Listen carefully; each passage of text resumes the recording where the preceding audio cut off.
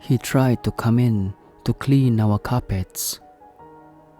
Cross-posted from a comment I made on Ask Reddit seemingly ages ago. My mom's dog, Punky, RIP, was a very sweet and loving dog. She was an ESA dog but trained to be a service dog for PTSD before she lost her leg. I had never seen her get aggressive with anyone in the entire 12 years she lived. She never growled or nipped anyone, and she had no sense of smell, so she loved all animals and people, a real gentle giant among our little terriers at 60 pounds. What I'm getting at here was that her barking at something and being aggressive was so wildly uncharacteristic that I only saw it once. I, 11 female, was at home with my siblings, 2 males and 6 females. My then stepdad is at work and my mom ran up to the gas station to grab a pack of cigarettes. It was only a mile or 2 away from us.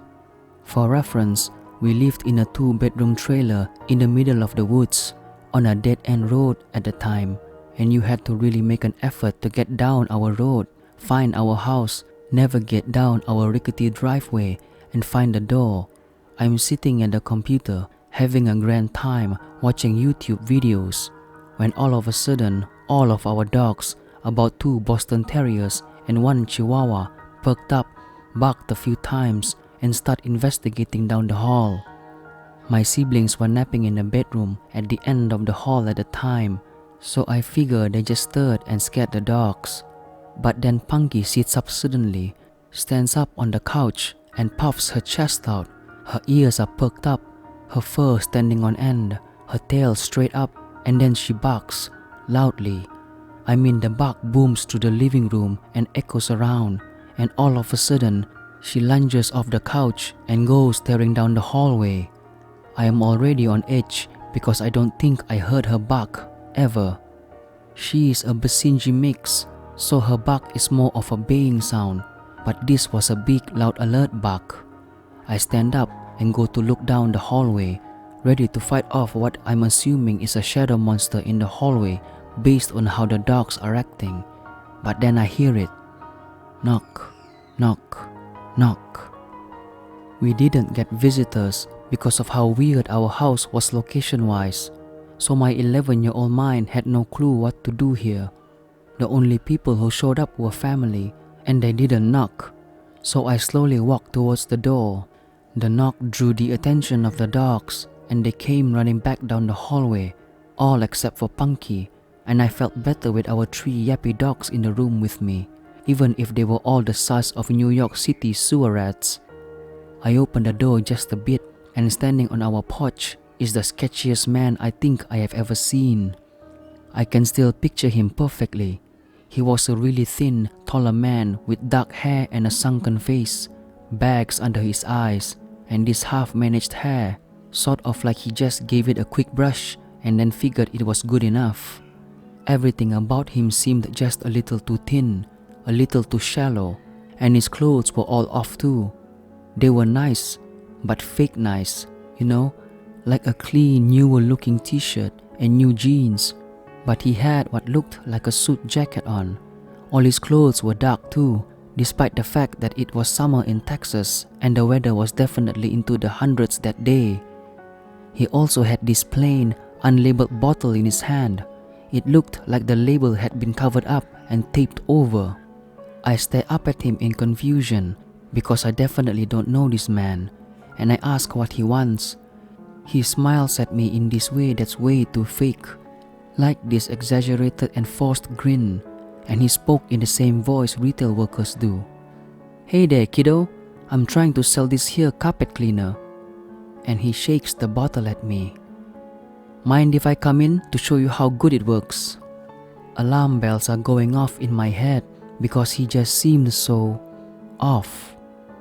Looking back with an adult perspective, the fact that he didn't ask if my parents were home is unnerving because he probably knew they weren't, and that's why he was here in the first place. I should have told him to get off our property, that I'd have to go get my mom, something except what I did say, but didn't. Instead, I just shook my head and said, "No, We don't have carpet. Well, it works on other things. And he took a big step towards the door and shook the bottle at me. I start to freak out and think to close the door, but the thing is, our front door didn't even lock. Small town, hard to access home. We never needed a lock. So that's basically useless. I'm sure there's something very wrong about to happen, and I'm terrified as I think about what to do in the few seconds I think I have before it does happen. When all of a sudden, I hear it. Punky had crept up from the hallway, lowered towards the ground with her teeth bared and snarling like she was feral. She had slobber just dripping from her mouth, her ears were down, and she was ready to pounce.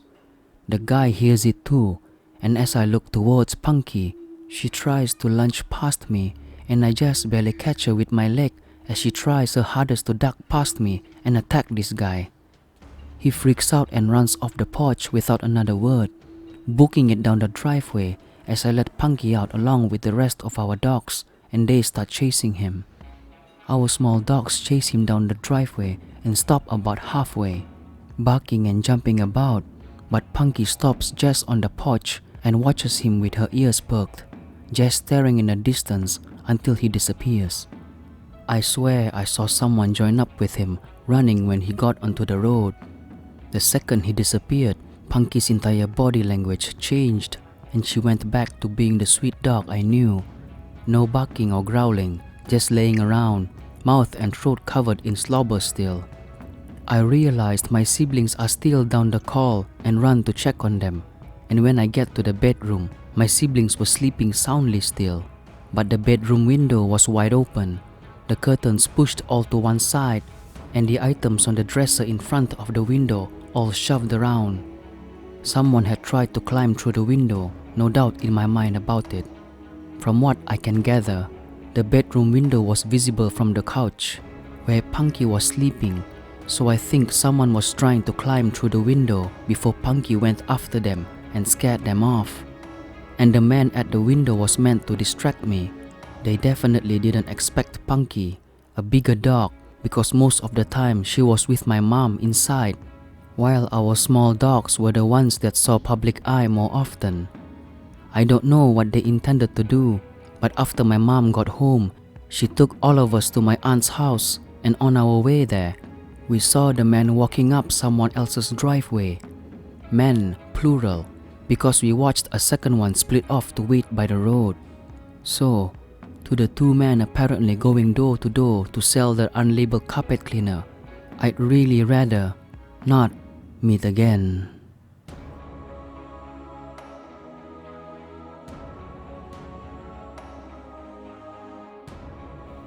The Crocs and Socks Stalker.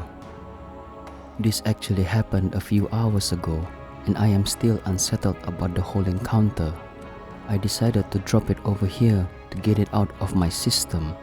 I've had creeps tailgate me or try to grab my attention on the road, and I just ignore them, which always worked. But this guy takes the golden medal. My shift starts at the afternoon, and I was feeling off for most of the day. A beautiful sunny day, mind you. You know, one of those days where you drag yourself out of your bed to adulting. I decided to lift my mood up, so I wore something new that I had, a beautiful, creamy white fox fur vest, and I hit the road. Look like $1 million, feel like $1 million, right? Maybe not. I played some piano tracks in hopes that I'll get out of this funk. I just needed something to comfort me, and those two things didn't cut it. While I was driving to work, I decided to grab a drink. An iced crisp green tea will definitely lift my spirits. There were two branches of a famous coffee shop. You know who? A grinning mermaid who's playing Twister. Ring a bell? I could have gone to the first one with the drive-thru, but they use a pretty crappy tea brand as they ran out of the good stuff. So I had to go to the one that was inside a mall. Anything to feel better, right? I parked my car and I saw a private fleet of black SUVs, making it difficult to view the entrance. This is important later. I grabbed a cold bottle of water and headed to the counter. I paid for my drink and got a cherry lollipop, cause why not? Waited for my drink and once I got it, I started walking out. I had to pass a fountain in the courtyard before I can reach the exit. I slowed my pace as I noticed that I was walking too fast. I felt a bit off but brushed it off. As I passed between the SUVs, a bus shot through quickly. I stopped in shock as I almost walked in its path. This didn't make me realize what was happening as I got distracted and wasn't aware of my surroundings. As I walked further, I had to pass an area where there isn't anyone. It was shaded but still outdoor, almost like under a bridge-style building, if that makes sense. This was the way to my car. I noticed that I wasn't aware of my surroundings till I heard footsteps on my right. Then I saw a man in my peripheral vision, walking and matching my speed. At first I thought he was in a uniform, so I assumed he was part of the cleaning staff at the mall. I felt off, but I told myself that I am being paranoid and overthinking. Next to my car and on my left side was a woman with a child who were getting into their car. This will make sense later. I was sandwiched between my car and hers. I was getting my keys out of my fur vest, and then I had to turn around in order to open my driver door as I was a bit ahead of it. Once I turned, I saw a man standing, looked like in his late 30s, skinny, average height. He had a dark blue baseball cap with sunglasses, a grey shirt with some print on it, and black sweatpants. Croc shoes with socks. He was so close that it took me by surprise and I was startled. But being nice and polite is in my blood, so I assumed nothing. The first thing that he said, "Why are you afraid?" I told him that I wasn't and asked him what he wanted. "Is your car for sale?" he said while grinning. I said no. Then he started to ask about how my day was going and stuff along those lines. The heck, I don't know you. Alarm bells were ringing in my head. I smiled as to not escalate the situation. I knew I had to do something. He was blocking my way to the mall entrance, and if I decided to go the other way, which is a pretty large shaded parking lot with few people here and there.